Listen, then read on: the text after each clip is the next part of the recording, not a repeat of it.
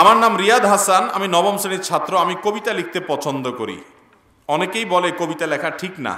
এখন আমার করণীয় কি দয়া করে জানাবেন।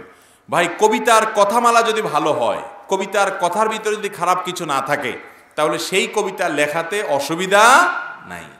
বরং কবিতাতে আল্লাহর প্রশংসা আছে, নবী করিম সাল্লাল্লাহু আলাইহি সাল্লামের প্রশংসা আছে, তার জীবনী চর্চা করা হয়েছে, রচিত হয়েছে, এবং দেশ, মা, বাবা, কোনো কিছু নিয়ে ভালো কিছু লেখা হয়েছে।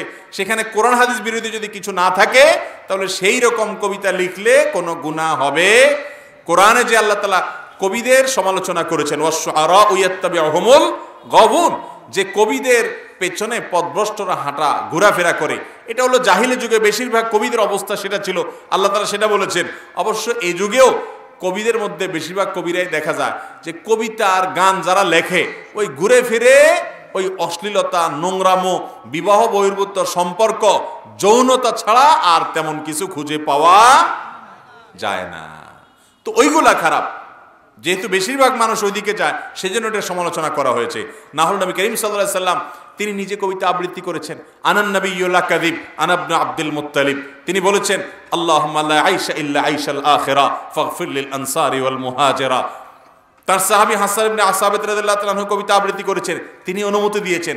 এজন্য কবিতার কথামালাতে যদি ভালো কিছু থাকে, ওইটা খালি গলায় গাইতে বলতে অসুবিধা।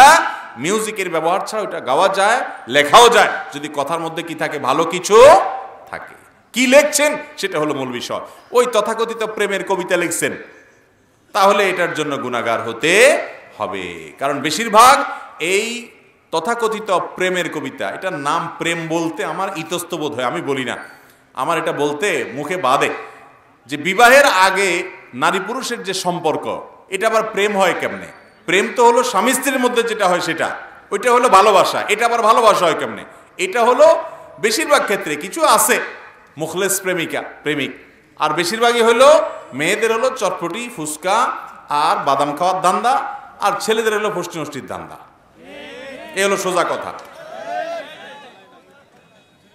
একান্ত দেখা যাচ্ছে না একেবারে মন থেকেই আসলে করছে, এরকম কিছু আবুল বা সোজা মানুষ আছে। বাকি বেশিরভাগই হলো এই শিয়ানা পাবলিক। এটার নাম দিছে বলে প্রেম, ভালোবাসা। বলেন, এইটা যদি ভালোবাসা হয়, ভণ্ডামি কাকে বলবে দুনিয়াতে?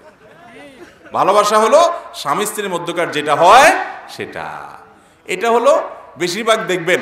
আচ্ছা, এই তথাকথিত প্রেম ভালোবাসা যেটা আপনারা নাম দিছেন, এগুলা টিকে বা শেষ পর্যন্ত বিয়ে পর্যন্ত গড়ায় কয়টা শতকরা?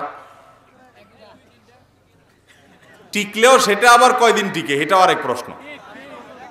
চায়না জিনিসও আরো বেশি টিকে, ঠিক না বে ঠিক?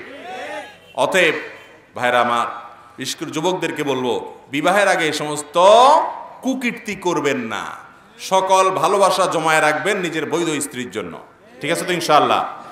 ভালোবাসা অজায়গায় কুজায়গায় খরচ করার পর জায়গা মতো যখন ভালোবাসার দরকার হবে, তখন দেখবেন ভালোবাসার পুঁজিতে টান পড়ছে। পুঁজিতে তখন টান পড়বো, আর খুঁজে পাবেন না। আল্লাহ আমাদের সবাইকে হেদায়েত দান করুন। তাহলে কবিতার কথামালার ভিতরে যদি ভালো কিছু থাকে তাহলে ভালো, খারাপ কিছু থাকলে সেটা জায়েজ না।